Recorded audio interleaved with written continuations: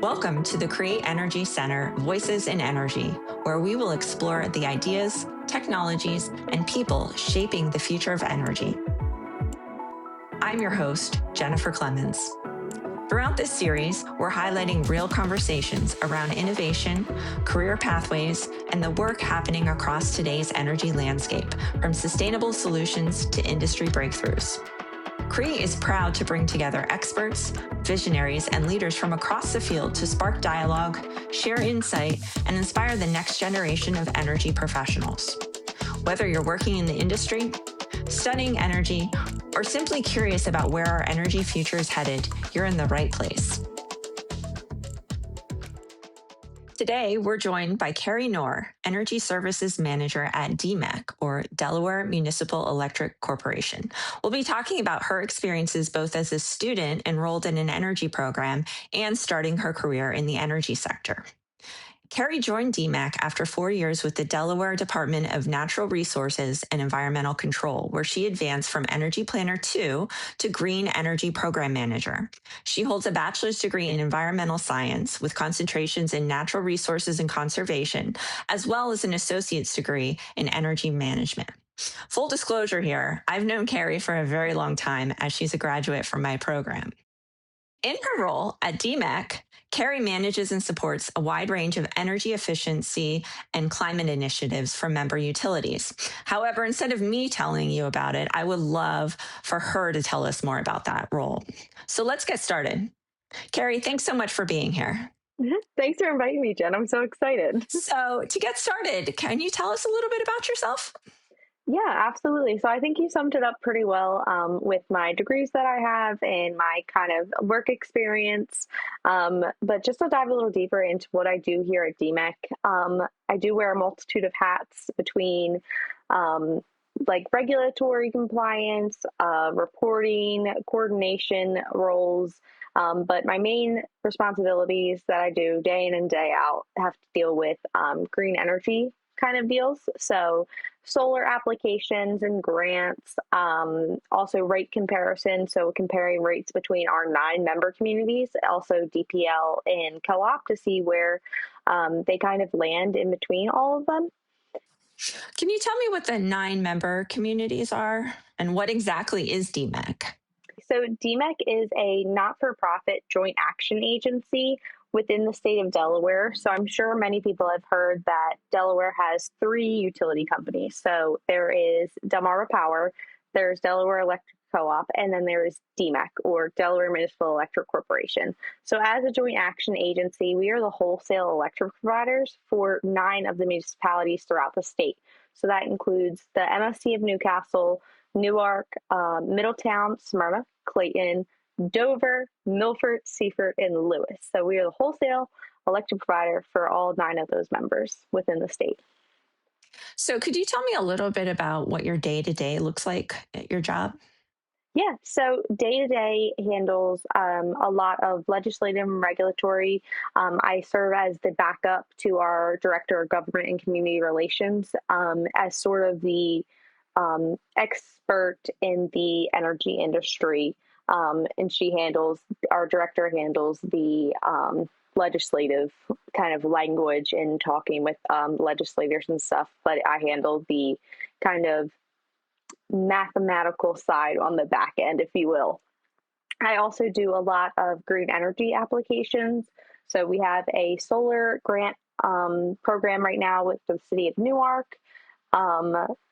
And then I also handle any grant funding we have, so federal grants that we operate. I do the reporting for those. And then I also handle some designations that we get from other joint action agencies or public power utilities. Currently, right now, I'm working on a smart energy provider application or designation for one of our member communities where I got 8 of our member communities designated last year for being smart energy providers through APPA or the American Public Power Association. So it's really awesome for Delaware as such a small state for 8 of the member communities of 9 of ours to be recognized on a national level as smart energy providers. So it sounds like you wear a lot of different hats in your current role. Is that true? I do wear a lot of different hats. It's Definitely a lot of different hats, a lot of different uh, two sides of the brain, if you will, because I also love handling some of the communication aspects and social media that we post.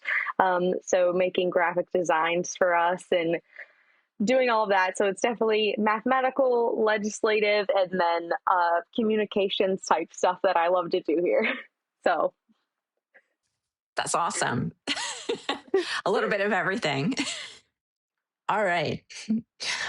Can you share your career journey in the energy sector and tell us how you got started in this field?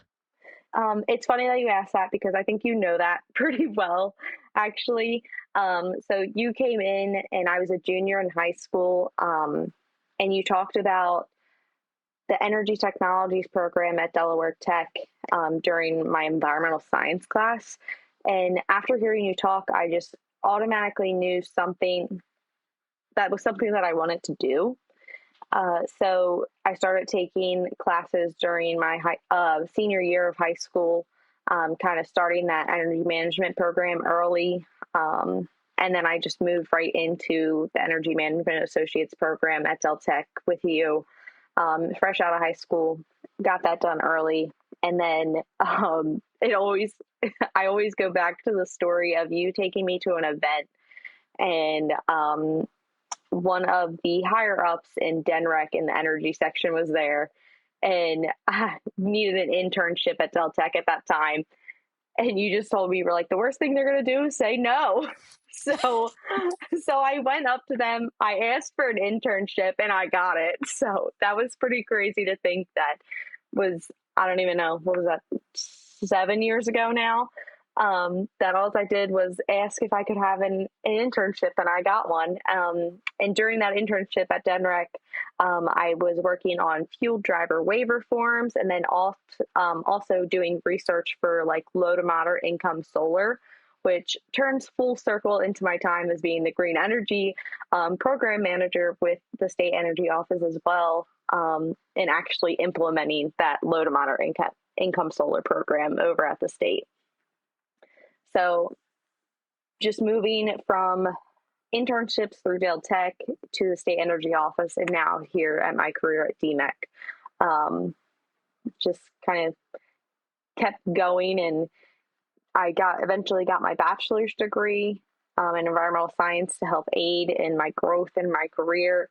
But I ultimately always go back to that energy management degree at Delaware Tech that I have. And then also teaching at Delaware Tech, which was such a pleasure to be an adjunct professor teaching intro to energy management right back where I started. So it was really awesome that you taught the class that I taught you Yes. as a high school student. So she came back and was an adjunct for me at Delaware Tech in the program that we worked in, and that it was the class that she had as a high school student. Mm-hmm. And I think there's a couple pieces here I want to reiterate. You got that internship because you asked, right? You Yes. asked, and I know you were nervous, and I was like giving you the little push to like, hey, A what's little the worst that's nudge. going to happen? Like, go introduce yourself. That's why we're here at this conference, to network, right? Mm-hmm. That was the first step. And do you remember why I hired you as an adjunct? Do you remember that how that came about? I I don't actually. I remember you saying, "Hey, I need an adjunct." And I said, "Cool, sign me up. I'll do it." That's the I, most I I remember remember. it a little bit differently, but it's probably somewhere in the middle. Was you came back and helped at a STEM Expo event for us, and you were talking about Yes. your job, and you said, "Hey, Jen, what do I have to do to teach?" And I said, Ah, "You need a bachelor's degree." And you said, "I'm almost done." that is right. I do remember that now. At least you remember for me. And I think this is a great story, Keri, that you are really good at, is asking for what you want. Yeah. Like, you came to that event and you didn't like I had no idea that you were interested in teaching. Like I had no idea that that was something you were interested in, but you said it out loud and we were able to make it happen. And the same thing with, hey, you needed a work experience. You were interested in DENREC. I remember you as a high school student doing your informational interviews and talking to people at DENREC. Hmm. And, you know, that's how you make connections is you Yep. ask questions and say, hey, I'm interested in this because no, but they didn't know you. They didn't know what you were after. They just some kid at a conference, right? Yeah. I think you volunteered at that, right? I think you volunteered to help Yeah, do the registration desk at that conference I as a did. Yeah. student. Yep. And So I think I got to I think that, hold up the signs of like, you have 5 minutes left. So I had to hold up like the little red sign. and that's part of it is as your instructor, I got an email said, hey, we need volunteers. And I sent an email out to all the students. And I think you and one other person signed up to volunteer. So Yep. that opportunity, you take advantage of those opportunities. So that was Yes. a really good story and a really good lesson that future students can really, when these opportunities come, you got to take advantage, right? Yes, absolutely. Don't be scared because the worst thing they're going to do is say no. I think we've already answered this, but I'm going to ask it again. How did you get your first work experience in the energy field? Yeah. So it was asking for that internship at that conference we were at. And then it eventually turned into I did 3 months of the internship. And then a casual seasonal position came up for the state, for the energy office, working with the Energy Efficiency Investment Fund.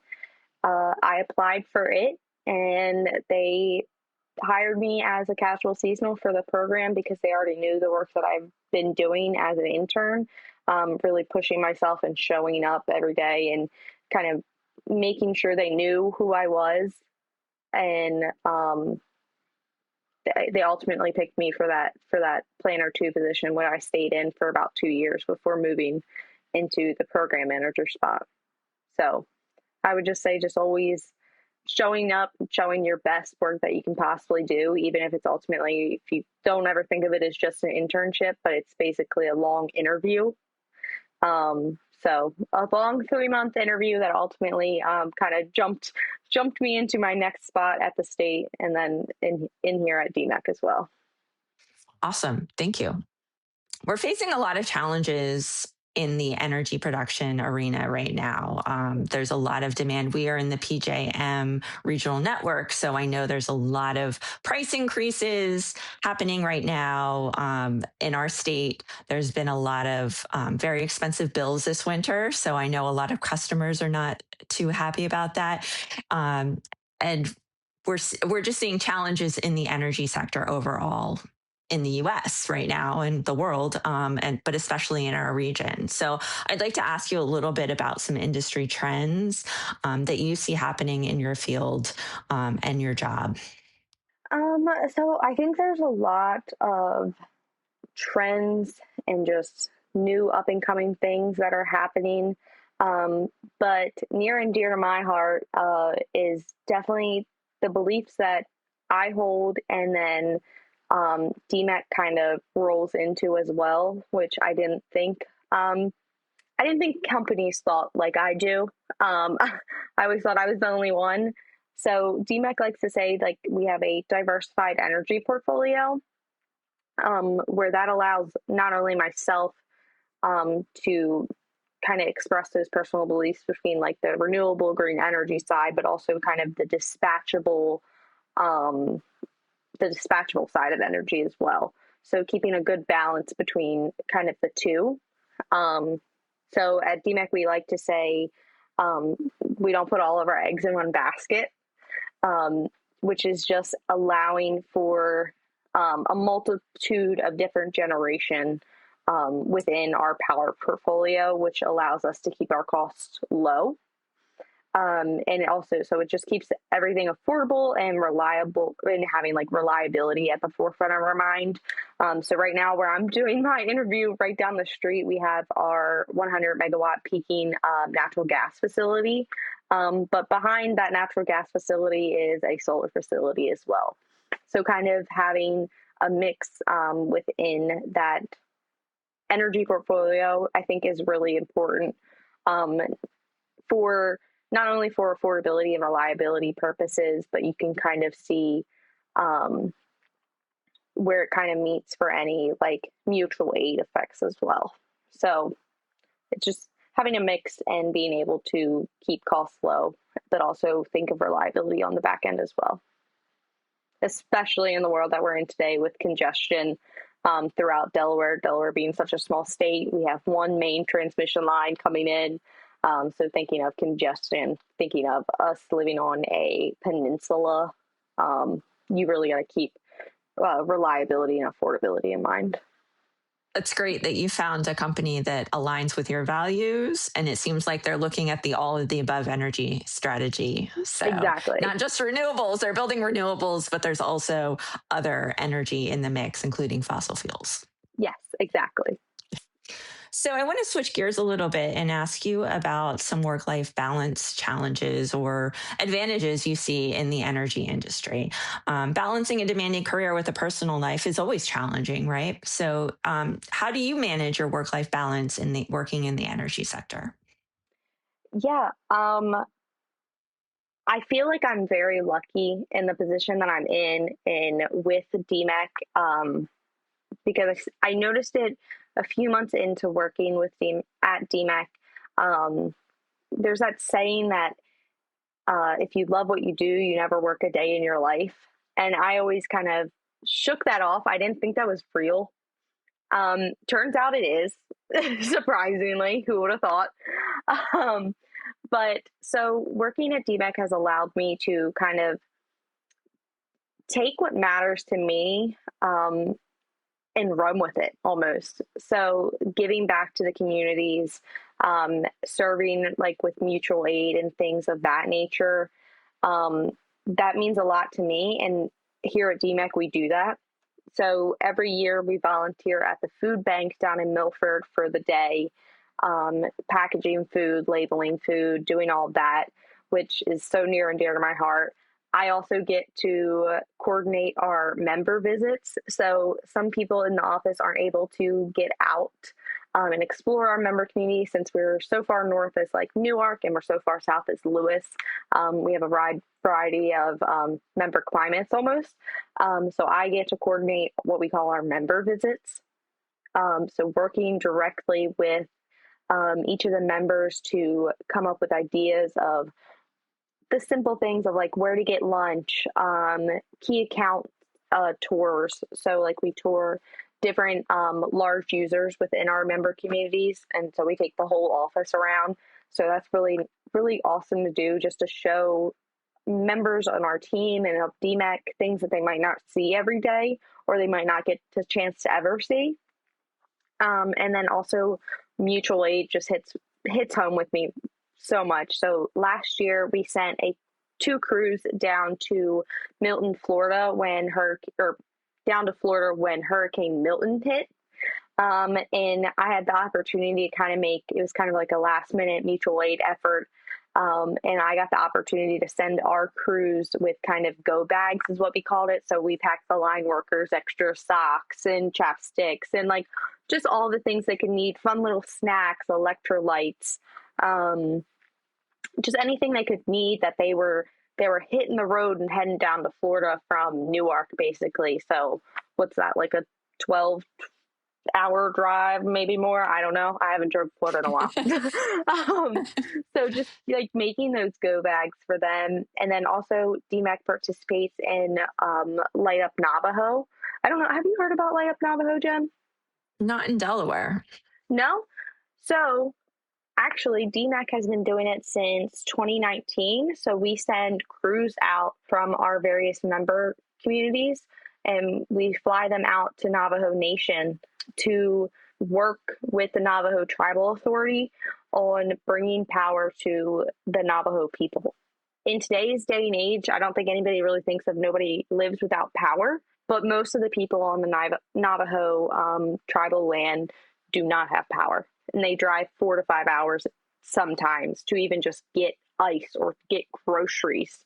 And then they drive all the way back. So we send a crew out every year to help the Navajo Tribal Authority get power to the Navajo people.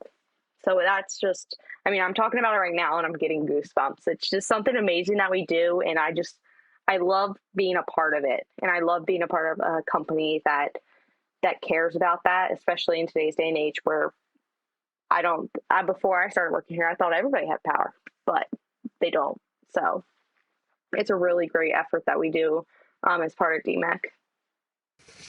So it sounds like you're really passionate about what you do, and I really loved how you said if you love what you do, you'll never work a day in your life. And I know when you changed jobs, that was a big change for you. And it sounds like you landed in the right position, that you sound very happy and passionate about what you're doing and all the Definitely. different projects. Like, that's amazing that all of the community outreach and opportunities you have with DEMEC, which I don't know that everyone listening would really understand that we were a public power producer. So you're Right. a nonprofit, correct? Not for profit public power entity within the state of Delaware. We are the only public power entity in the state of Delaware, whereas the other two are investor owned, stakeholder involved profit utilities, basically. Mm-hmm. So we are allowed to own generation, which we have throughout the state, whether that be renewable or dispatchable energy as well. Awesome. So I have some questions for you on advice and skills you would suggest or recommendations you would make for future generations. So, of potential energy workers. So, Yeah. what, where do you, when you think about the future of energy, where do you see the energy industry where do you see the energy industry headed, and what are you excited about? What do you think Um, is going to be exciting in the next 5 to 10 years? yeah, I think there's a lot coming. Um, there's going to be a mix of different technologies and things. Um, but I think modernizing the electric grid is probably going to be my biggest thing. Most people don't know that the electric grid that we have out now is that's right here is it's pretty old. It's pretty old. So we need to definitely modernize it and invest in kind of smart grid technologies, advanced metering. Here at DEMEC, we call it AMI, which a lot of our members are a part of or becoming a part of. So updating their metering systems. And then definitely efficiencies that allow kind of the operators to respond quickly to outages, which can also come from those AMI systems with the alerts they're able to give. And then I think what we're going to see is a big emphasis on grid resiliency. So a lot of extreme weather events or kind of rapid energy growth that we're seeing right now, having that resiliency impact of like undergrounding utilities. I think we're going to see a lot more of that. So a lot less distribution lines, a lot more underground lines, which helps with resiliency overall. What I heard you say is a lot of these technologies are not the things that like the average consumer really would think about, right? They would think about build more solar panels or wind turbines or small modular nuclear or something like that. That's what I was kind of, those are the words I was expecting. Like, but to hear you say like smart grid and efficiency and grid resiliency, those Mm-hmm. maybe aren't quite as glamorous, but those are things that need to happen, right? Like, Yeah. those are huge things that need to happen. I heard it said that if Thomas Edison came back today, like he would totally understand our grid because it really hasn't been updated in the last 150 years, or it hasn't been these Exactly. updates, right? So Exactly. there's like huge challenges that can be done and efficiency upgrades that we can do. There's things that we can do, maybe not producing or not creating more energy, but being more efficient with how we transport it and use it. You mentioned the smart grid in the homes and you called it AMI. Could you talk about that a little bit more? Yeah, yeah. What is So, AMI? yeah, AMI is a advanced metering infrastructure. So basically, what it is if you look outside your home and you have like the little circle meter, like where your electricity comes in, and there's normally like a little number, and it'll just keep keep ticking over, almost like your odometer in your car. It's that times like 10. So it can Okay. read the flow, it can signal the utility for outages. It can also, big thing in Delaware, we have net energy metering through those meters. And it's able to see power flow to the house. And then in some cases, if they have solar or generation through the home, you can see power coming out, which isn't typical, but it does happen. So it can create a flag for that. So it's it's in kind of the name, like advanced metering. It's just taking that old like Thomas Edison meter that everybody has on their house and kind of upgrading it to a more like Wi-Fi kind of base that can send signals to and from the utility. So instead of calling when I have a power outage, my meter is going to automatically contact you guys, Exactly. and Exactly. you can dispatch a crew or figure out what the problem is Yep. more quickly Exactly. and solve the problem, right? Yes. That to a T. That is layman terms what it would do. You don't have to report the outage. The outage is reported for you. Awesome. And is DMAC actually starting to put the power lines underground, or is your company doing, or is your, So, or so yes, some of our member communities are already undergrounding some of their distribution lines. They're all in kind of different phases. I know, like one of our member communities there have done. I'm not going to say the number because I know I'll get it wrong, but they have basically almost done all of their utility and underground work. So that's a really big step for them. So that member being a coastal community, undergrounding their lines just makes sense for them for any storm impacts that they might have. and just for the general public, what why would we want our power lines underground versus on the lines above? How does that Yeah, help with greater resiliency? yeah. So it helps with the resiliency because typically when I know like last week in Delaware, we had a few tornadoes, right? So tornadoes, high winds, or in the past winter storms that we've had this year, the ice and the snow build up on lines, it keeps everything under the ground, out of the air for any even traffic accidents, things of that nature. It just kind of keeps them protected and underground. Whereas currently they have a lot of impacts that can happen to them, whether that be environmental impacts or human impacts of them being in the air. All right, Carrie. So, what advice would you give a potential student considering a career in energy? Um, Advice I would give is just get out there. It's going to be uncomfortable. You're going to be nervous. Um, but I think the most important thing I did in my career was not shy away from asking for the opportunities or asking for the advice. I think Jen can attest to that. I text her a number of times and ask her a number of questions throughout my career journey. So having that kind of mentor and that guide throughout going through my career, especially in energy, was super helpful. Um, so don't be afraid to make those connections, ask the questions, and just get involved. There's a lot of ways to get involved. And I think personally for me, I'm trying to be that person for some people. And I have helped a lot of younger folks and older ones actually um, move through their career in energy after they've gone through that energy management course that I taught, or the intro to energy course that I taught at Del Tech.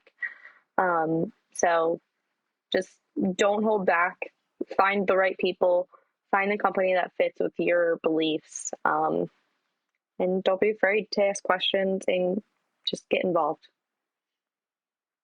Awesome. That's great advice for anyone. And I know I wish I could go back to college and take advantage of all the opportunities and clubs and connections when I was a teenager and was too shy to speak up. And I know we didn't even touch on it, but I know you had the opportunity to study abroad and you went on Mm-hmm. an international trip as well. And at whatever school you're at, there are these different opportunities and clubs. And things to take advantage of to build those connections and build your network, because you never Yeah. know who you're going to meet, and you never know when you're going to sit next to the head of DENREC or whoever in your industry, and you don't know where that relationship could lead. So I Yeah. really thank you for sharing your advice and your career and your path with us. I think it's really valuable, and I really want to thank you, Keri, for being here today. This has been great. I'm really happy with this conversation, and I look forward to seeing where you go in the future. Yeah. No, thank you, Jen. I really appreciate the opportunity. And I honestly can say I don't think I'd be in my career or where I'm at without the help of you. So I really appreciate it. And I appreciate this opportunity. Thank you for being a part of this conversation. At Create, we believe that exchanging ideas creates opportunity for students, educators, and the future of the field. Join the conversation, stay connected, and watch, learn, and share as we shape what's next together.